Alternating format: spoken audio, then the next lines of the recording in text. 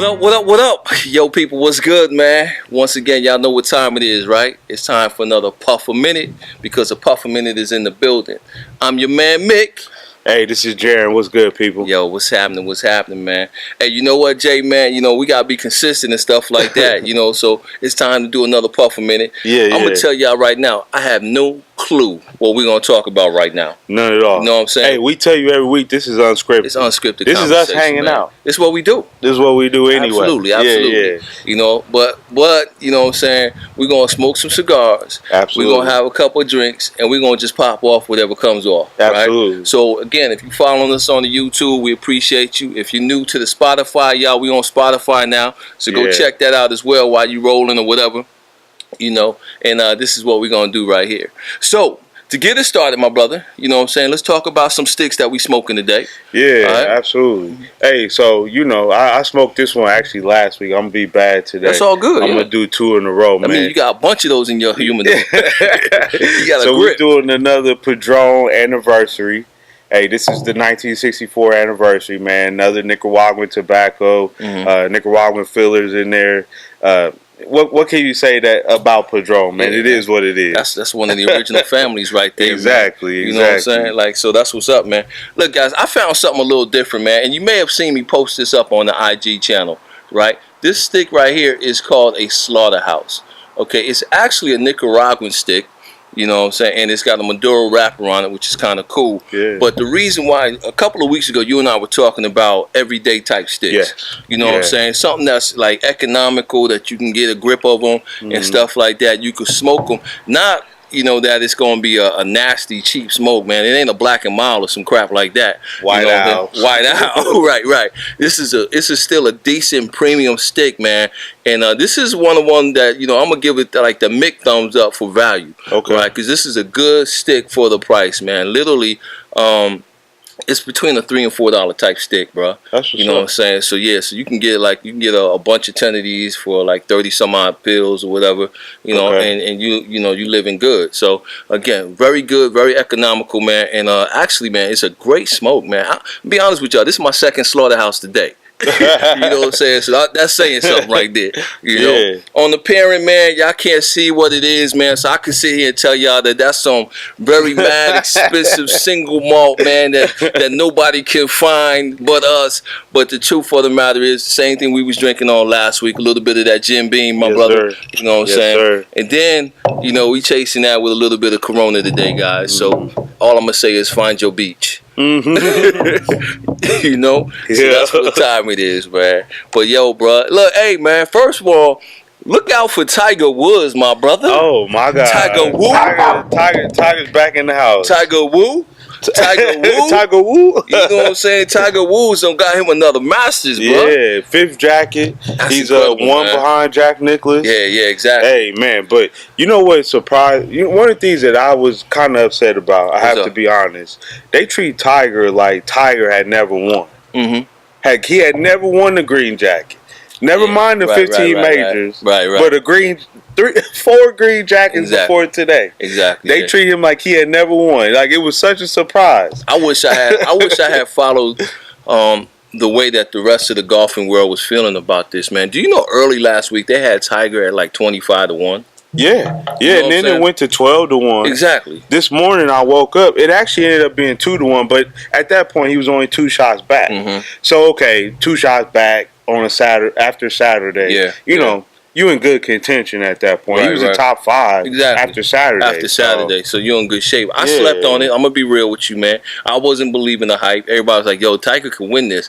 I'm like, "Yeah, I knew Tiger was gonna do a top 10." Oh yeah, you know exactly. But I honestly felt like it was gonna be Rahm, man. For some reason, man, my money was on Rahm this time and stuff like that. And in the matchup on Thursday, when they was in the same, same grouping, I took Rahm to win that matchup, and he did. Yeah. You know what I'm saying? So I was like, yo, Ron. But after that, I left the Masters alone, man. You know what I'm saying? So I just moved on. I didn't look back, man. But I had a lot of friends that told me that they had, that they was putting some paper on Tiger. You know, and like a lot of people was putting some paper on Tiger because of those odds. So Hey, if you put your money on Tiger, at the book, and you in Las Vegas, you did well this week. Yeah, there was a gentleman. He was already a well-off gentleman. Put $85,000 on Tiger at the beginning of the Masters. 12-1. So what? $85,000. He came out over $2 million, bro. Wow, man, that's what I'm talking about right there. Belief. I would love to hit him in the head with something like that, baby. Belief. Yes, sir. Yes, sir. Hey, but happy for Tiger, man. Yeah. And at the end of the day, I know he don't say he black, but we gonna say he black because what they call he black when he win. Hey, with you. Hey, when he win, he that big black mother out there, and then when he lose, he's like, oh, that nigga lost. Yeah, you know what I'm saying? He black when he win, man. I don't know, bro. Everybody be claiming him, but it's all good, man. Hey, we still proud. You know what I'm saying? It is what it is, man. But what else is going on, bro? Like hey, this past week, man, the NCAA tournament ended. Virginia won. Yeah. Virginia won. Didn't see that coming, though. Virginia be honest won. with you, man. Yeah. Not at all, man. I think them dudes play. They got skilled players, but they don't play with any heart. True. The only thing I think that got them that win, to be honest with you, was coaching. The better coach won. They slow the game down, though. They do. You know That's what I'm saying? coaching, bro. Yeah. That's exactly. coaching. So I got to give it to them. They won it, man. I think it would have been a lot more exciting of a championship game, if Auburn was in there, or North Carolina. Like everybody wanted to see Duke or North Carolina, or somebody like that up in there. Yeah. But I mean, it was a good series, man. You know what I'm saying? So yeah, I enjoyed it, man. And at the same time, they called Texas Tech hurt. Yeah, they did. They called them with their center hurt. Who knows what would have happened? Because it was still a close game, even with him being hurt. So at the end of the day, if he'd have been healthy, who knows what would have happened? But what you gotta say is they won. Exactly. They won. Exactly. What you gonna do? True that, bro. True that, they won. Man. I'm not happy about it. They blew up my bracket. No doubt. I had Duke winning. Everybody else that had Duke, shouts out to you. I had Duke too, bro. I had Duke in the end, man. So again, when they got knocked out, brother, it took all the gas out of my tank. And the two stars on that team, R.J. Barrett and Zion Williams, have both declared for the draft. So it'll be interesting to see where they go. You might get one with the Knicks. New York Knicks. Hey, okay, Paulo cheering too. If nothing else, you might get Zion. Yeah. If you get Zion, you may get KD. I'm good with that. And Kyrie. I'm good with that. Hey, you know what I'm saying? Let's bring it back to the Mecca, baby. Yeah. Have you a little squad out there in New York, man. We'll see though. I'm good with that, man. We need some love in the Big Apple right now. You know what I'm saying? So that's what's up, bro. Hey, mamas. You know what I'm saying? Paying for their kids to go to college, get them in school. Mamas and daddies and people with money and behind closed doors. House. Yeah, Full House mama. Felicity Huffman from Desperate Housewives. Yeah. My wife was like, "That's the only show you know her from." I'm like, I don't really watch them shows, so I don't really know. But yeah. But anyway, man, bro, somebody might be doing some time on this one. Yeah, seems like they're gonna crack down on them pretty hard. Yeah. I think it's gonna be. We said this before though, with the whole Juicy Smollett situation, right? We thought he was gonna get time and he didn't. Oh man, changed his name to Juicy. Juicy Smollett. He's juicy. That boy is. I ain't gonna say that. Yeah. I'm gonna leave you alone. Go ahead. Yeah. But man, he a little soft. But anyway, he didn't get time. But these moms, they talking about we gonna come after them hard. But we've seen this before. We've seen this story play out before. Right. It seems like when you are a certain class in our society, you get treated differently. I can't even say race anymore. The race has gone out. I'm glad you're starting to see that. Race has gone out of the equation. Exactly. It's all about class. It's all about money, baby. You know what I'm saying? And because class is different. You know what I'm saying? Class is like, you got class about you. You got, you acquire the stakes in life and you don't let the little things sweat. You don't sweat the little things and you just handle yourself with a certain decorum. Yeah. You know what I'm saying? But it's not even about class, bro. It's about who got the paper and who don't got the paper. You know what I'm saying? Like I said, it's a lot easier to be guilty and rich in this country than innocent and broke. You know what I'm saying? Every day, all day. So again, you could be guilty as long as you got that money, man, and you can pay for the attorneys and you can hang out long enough in the court system and what have you. Eventually, your case will go away. Eventually. One way or the other. But I did hear that the city of Chicago was bringing a case against Juicy. You know what I'm saying? So, that juicy dude. Yeah, I did. You know, remember I told y'all, Puff Minute fans, man. I told y'all before, you know, because people was like, "Yo, I told you he was innocent. That's why they dropped it." I said, "No, there's a difference between dropping a case and being innocent. Yes. You know, cases get dropped all the time." Yes. And I said, listen, if he was really innocent, because remember he did the little press conference, like, I wouldn't be my mama's son if I was guilty of these things. I said, look. If he's really innocent, the next thing that you guys will see is him bring a defamation case against the city of Chicago. Right? Did I not say that? Yeah. I said it right here, people. I'm trying to tell you, Mick ain't just blowing smoke, y'all. On the puff. Follow me. What happened? 2 weeks later, the city of Chicago, right, filed a case against him. Now, why would they do that if he was innocent? Right. Right. Why would they do that, y'all? Come on, man. I'm giving y'all the straight dope week after week right here on the Puff a Minute, man. Y'all need to start listening up to a brother. I'm giving it to you straight. Yeah. That's what's Once up. again, that's another class situation, though. If it wasn't class involved with that situation, and not just class from money, who got money, who don't, but that goes even beyond money and who doesn't have money. That goes beyond influence, clout, and who can be able to steer things in their favor from the standpoint where now you're going outside of the Chicago Police Department. You're going outside of that. Now you're going into the courts and trying to fight stuff, which is a whole nother ball game. Well, again, I don't even think, like, you know, at best, I said before, I think Jussie Smollett is a B-list, B or C-list celebrity. You know what I'm saying? I don't know, man. He plays a music star on TV because he can't be a music star in real life. You know what I'm saying? But it's a popular show. He's talented, show. but he can't sell no albums in real life. But it's a popular show, man. The show is popular. Yeah, but what happens when the show goes off the air? Then what? Where you gonna see him at? I don't know. You know, that's a good question. Yeah. I don't know. Real life. Could he be the serial sitcom star? I don't know. I don't know if he could be.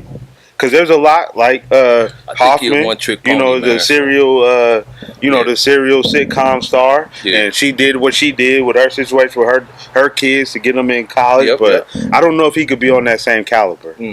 You're right about that. Is he gonna be the Love and the Restless star? Exactly. that dies and whatever comes back? He does, man. I'm trying to say the brother's typecast. Anything he does, he's gonna play the same role that he's playing today. But I think it has a lot to do with his influence in this situation. His popularity seems to be influencing what's going on more so than the money aspect of it. Okay. That's all I'm saying. Okay. That's all I'm saying. I'm going to throw this one out there, man. I don't know if you heard about this. But again, rest in peace, Nip. You know what I'm saying? The whole Nipsey Hussle thing. Yeah, rest in peace, Nip. But I heard this week, man, and I'm praying that this is not true. All right, so we know that when Nipsey, was shot, that he was actually trying to do a solid for a brother, man, that was, in his neighborhood that had just gotten out of jail. Okay. So the dude was trying to go, get prepared for, to go out and start looking for some jobs and do some jobs interviews. So Nipsey was like, yo, meet me down at my store, down at Marathon, and he was going down there to gear him up. Give him some clothes and all of that type of stuff. Again, that was like one of Nipsey's things as far as giving back, right? Okay. So of course we know what happened, right? Nipsey was assassinated. I'm gonna keep saying that. I'm not gonna just say shot or killed, but Nipsey was taken out. But I heard this week that the young man that Nipsey was trying to was trying to help, right, was arrested. Okay, and I'm like, okay, so he was arrested, but for what? And the charges were, conspiring with a known felon. Okay. So apparently, when he got out, whatever charge, he must have had felony charges. So you're not supposed to associate with any other known felons, right? But the known felon that he got arrested for associating with was Nipsey Hussle.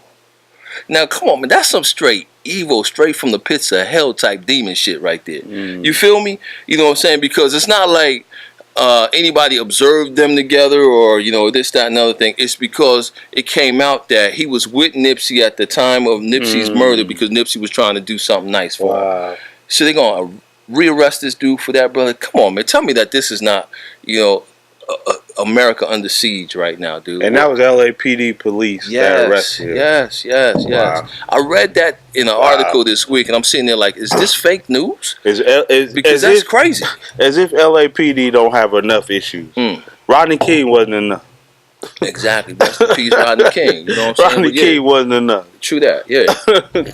Man, I don't know what's going on with the Nipsey case. To be honest with you, I haven't read a lot what's going on with that, other than the fact the gentleman who they said killed him. You know, we talked about that last week.